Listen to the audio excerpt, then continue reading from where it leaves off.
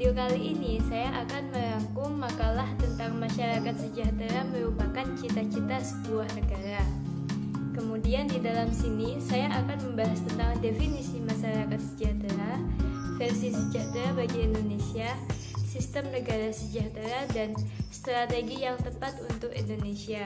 Setiap bangsa yang ingin berdiri kokoh dan mengetahui dengan jelas ke arah mana tujuan yang ingin dicapainya sangat memerlukan pandangan hidup. Dengan pandangan hidup inilah suatu bangsa akan memandang persoalan-persoalan yang dihadapinya dan menentukan arah serta cara bagaimana bangsa itu memecahkan persoalan-persoalan tadi.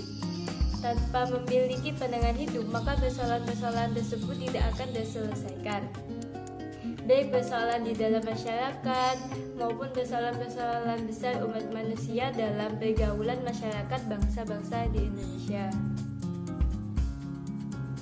Dengan pandangan hidup yang jelas, suatu bangsa akan memiliki pegangan dan pedoman bagaimana ia memecahkan masalah-masalah yang ada di negara ini, baik masalah politik, ekonomi, sosial, dan budaya. Dengan berpedoman pada pandangan hidup itu pula suatu bangsa akan membangun dirinya.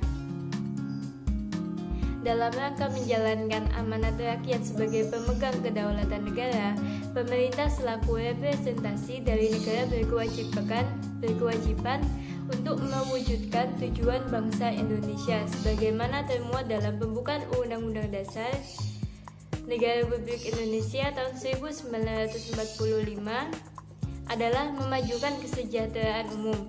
Pada penjelasan UUD NKRI tahun 1945 disebutkan pula bahwa salah satu pokok pikiran dalam pembukaan UUD NKRI tahun 1945 adalah negara hendak mewujudkan keadilan sosial bagi seluruh rakyat Indonesia. Secara harfiah, terwujudnya kesejahteraan merujuk pada terciptanya kondisi aman, sentosa, dan makmur. Untuk dapat melaksanakan amanat rakyat serta mewujudkan tujuan bangsa, pemerintah telah memiliki arah untuk menyelenggarakan kehidupan negara dan kesejahteraan sosial yang mengutamakan kesejahteraan atau kemakmuran masyarakat, bukan kemakmuran individu.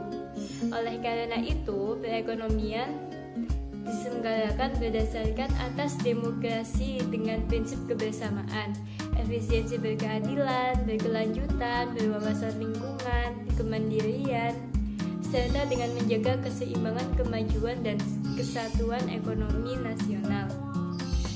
Selanjutnya saya akan menjelaskan tentang definisi dan ciri-ciri kesejahteraan masyarakat. Istilah kesejahteraan berasal dari kata sejahtera yang berarti aman, sentosa, dan makmur, yang berarti selamat terlepas dari gangguan.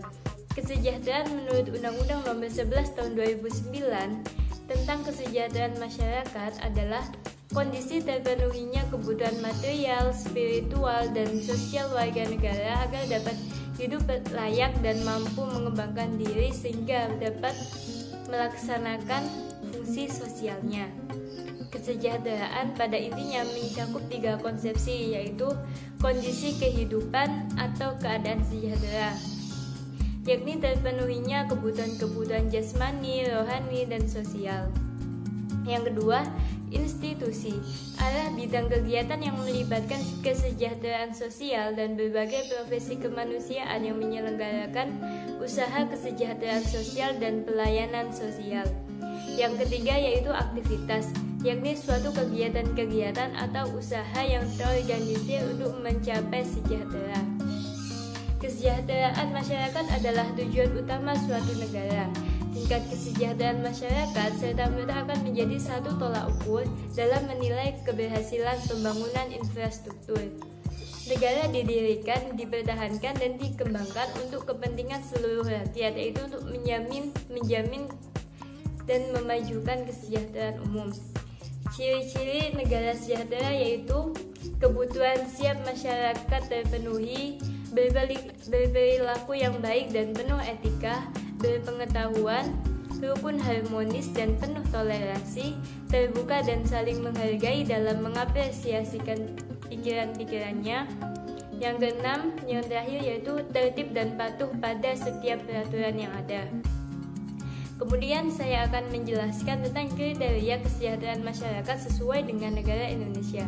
Undang-Undang Dasar 1945 Pasal 27 ayat 2 menyebutkan bahwa setiap warga negara Indonesia berhak atas pekerjaan dan penghidupan yang layak bagi kemanusiaan. Dalam berbagai indikator, kesejahteraan merupakan akhir dari aktivitas manusia dalam memenuhi kebutuhan hidupnya. Untuk memenuhi indikator kesejahteraan tersebut, terkadang seseorang harus bekerja keras dan menghabiskan waktu seharian.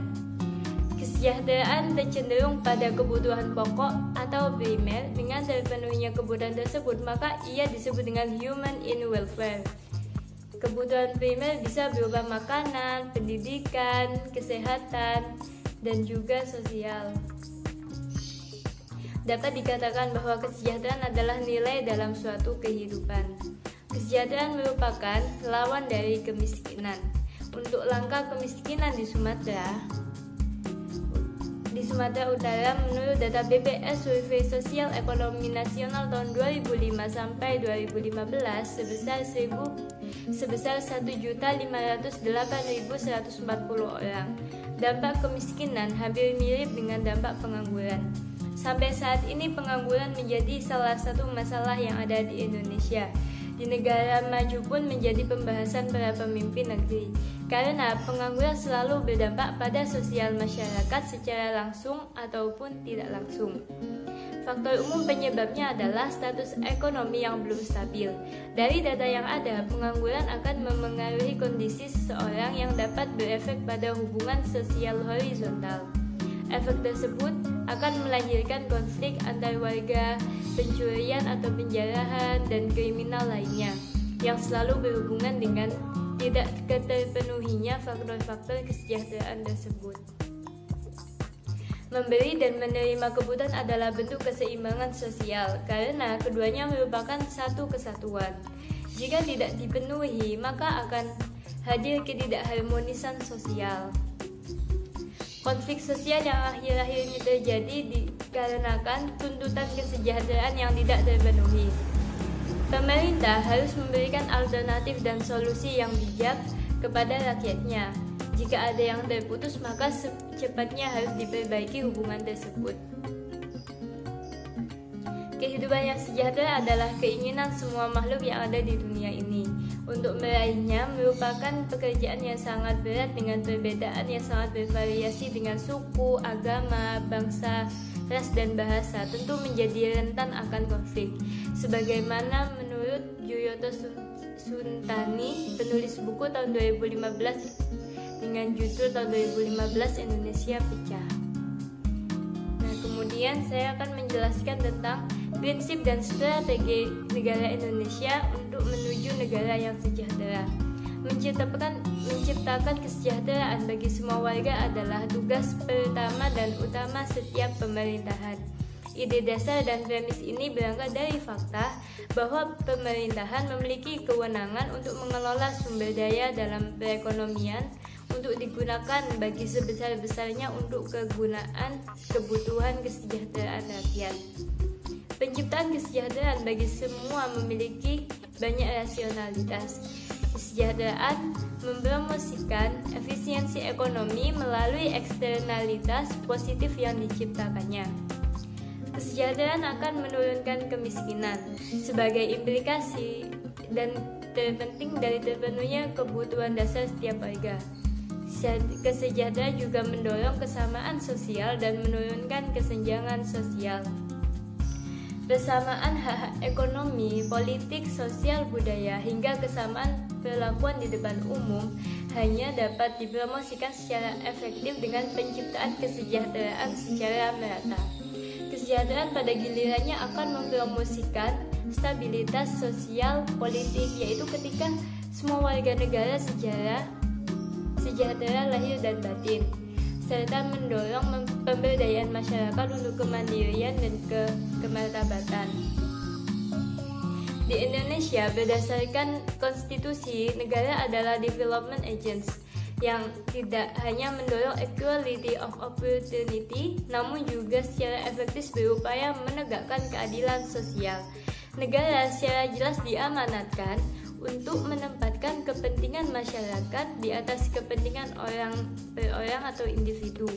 Implikasinya, negara berperan penting dalam penyediaan barang dan jasa publik menuju unconditional welfare state dengan kebijakan fiskal atau keuangan negara.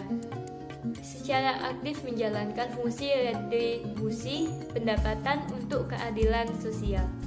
Dengan melakukan tafsir ekonomi atas konstitusi, maka untuk kasus Indonesia, model welfare state berdasarkan Undang-Undang Dasar 1945 akan terdiri dari 4 pilar utama.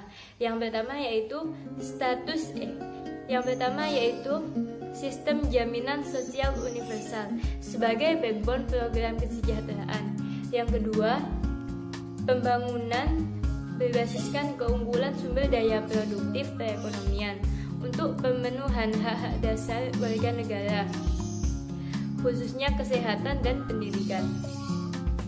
Yang ketiga, pertumbuhan ekonomi yang tinggi, inklusif, berkeadilan, dan berorientasi pada pemerataan sebagai hasil retribusi aset dan produksi.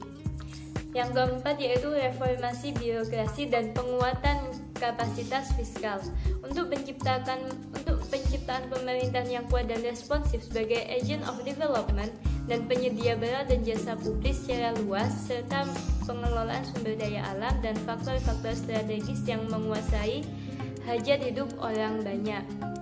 Untuk mewujudkan kemakmuran bagi rakyat Indonesia berdasarkan pasal 33 Undang-Undang Dasar 1945, diperlukan 4 syarat tersebut yang harus dipenuhi para pemangku kepentingan. Oleh sebab itu, 4 syarat untuk mewujudkan kemakmuran di Indonesia dapat dilakukan dengan kemandirian masyarakat dan daerah, integrasi ekonomi antar pemangku kepentingan, kelembagaan masyarakat, dan optimalisasi pemanfaatan potensi wilayah. Implementasi yang dimulai dengan penguasaan energi oleh negara tambahnya merupakan satu langkah konvergensi dari potensi kelembagaan ekonomi masyarakat yang berbasis gotong royong. Nah, kesimpulannya adalah kesejahteraan masyarakat adalah tujuan utama suatu negara. Tingkat kesejahteraan masyarakat serta merta akan menjadi satu tolak ukur dalam menilai keberhasilan pembangunan. Negara didirikan, dikembangkan, dipertahankan untuk kepentingan seluruh rakyat, yaitu untuk mewujudkan dan menjamin kesejahteraan umum. Kesejahteraan juga harus terwujud dalam pasal 28H perubahan kedua Undang-Undang Dasar Republik Indonesia 1945. Di pasal lainnya, UUD negara kita bahkan menyerukan kesejahteraan umat manusia. Artinya, kesejahteraan tidak bisa diwakili oleh sebagian golongan, kelompok, atau masyarakat. Ukuran kesejahteraan tidak bisa hanya sampel, melainkan harus menyentuh keseluruhan populasi. Semoga rangkuman makalah ini dapat memberikan informasi bagi mahasiswa atau siapapun yang menontonnya. Terima kasih. Wassalamualaikum warahmatullahi wabarakatuh.